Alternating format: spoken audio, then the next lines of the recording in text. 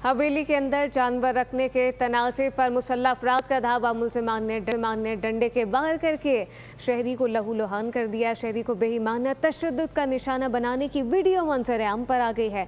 वाक़या लाहौर रायवंड के पाचिया गाँव में पेश आया। हवेली के अंदर जानवर रखने के तनाज़े पर मुसल्लह अफराद का धावा।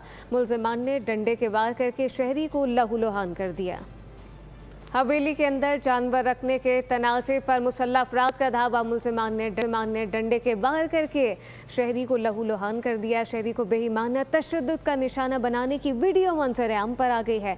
वाक़या लाहौर रायवंड के पाचिया गाँव में पेश आया। हवेली के अंदर जानवर रखने के तनाज़े पर मुसल्लह अफराद का धावा। मुल्ज़िमान ने डंडे के वार करके शहरी को लहूलुहान कर दिया।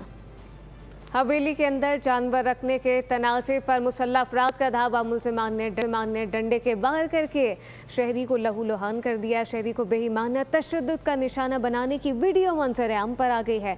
वाक़या लाहौर रायवंड के पाचिया गाँव में पेश आया। हवेली के अंदर जानवर रखने के तनाज़े पर मुसल्लह अफराद का धावा। मुल्ज़िमान ने डंडे के वार करके शहरी को लहूलुहान कर दिया।